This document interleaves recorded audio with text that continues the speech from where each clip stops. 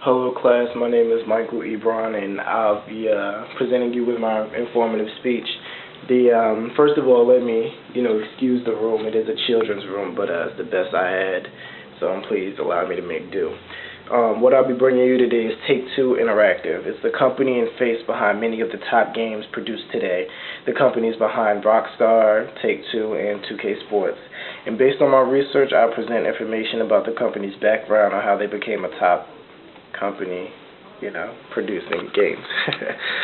And their goal to become a top producers for games today, Take-Two is seeing their hard work pay off as they currently sit among the top in the gaming world.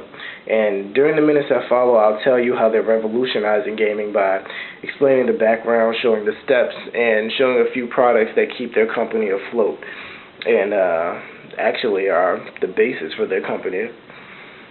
Take-Two was founded in '93 by Ryan Brandt, the son of Peter Brandt, who was a co-owner of Interview magazine. Brian found Take-Two after having to gain up about $1.5 million. And to make his gaming thing different, he started out with a plan to put actual actors and portraits into his games.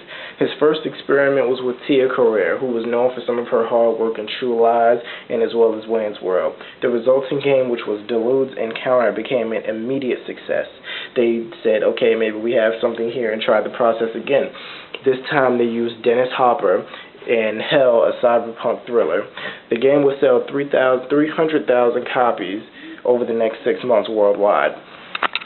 So with other companies taking notice to them in '95, Take-Two was able to sign a 4-year deal with Sony to do some production for PlayStation. And after working with Sony, Acclaim decided to collaborate with Take-Two in February of '96. And in '98, Take-Two signed a 3-year deal to work with Nintendo, and soon after worked with Sega in their Dreamcast system. In 1998, also came the production of a classic game, which would arguably known as one of the greatest today, and that's Grand Theft Auto, which would sell over 1.5 million copies over the next 18 months. Take-Two Interactive is a profitable and still growing company that is already worth about $10.5 billion. And in order to stay atop their game, Take-Two has used many of the techniques they have grown strong with, as well as implementing a few others learned along the way. Still to this day, they use celebrities and cyber portraits to help build their fan base and get extra attention brought to their game. Most recently used is Michael Jordan in NBA 2K11. They also detail their games very critically. They certain things like applying sweat and certain animations is just wonderful. They also watch for the mistakes of their competitors, as any good company should do. And EA Sports, being one of the top gamers still today, they probably their biggest competition, and they've really taken note of what EA has done wrong, and it's they're building upon that to make their games better. Take-Two Interactive has been around for quite some time, but as stated before, they've not always been atop their game. They've had a couple of outstanding accomplishments, though, that got them started, and most noted was NFL 2K5. There have been previous versions of the game, even under the name Blitz, but even with their competition, which was Madden NFL 2005, which was supposed to be the most anticipated game of the year, arguably winning that award. But 2K5 was able to give gamers what they were looking for, what they wanted in a game, and this was better animations, better ball placement, better presentation, etc. And although Madden was still top of the game, still top of the food chain with their fan base already established and all, 2K was able to really challenge them and almost shake up the gaming industry. So EA decided, wow, we may have a problem here, let's buy them out. So, avoiding the competition, 2K allowed them to buy them out for, I don't have the exact numbers, but it's a 7-year deal, which will prevent them from making any NFL licensed games until 2012.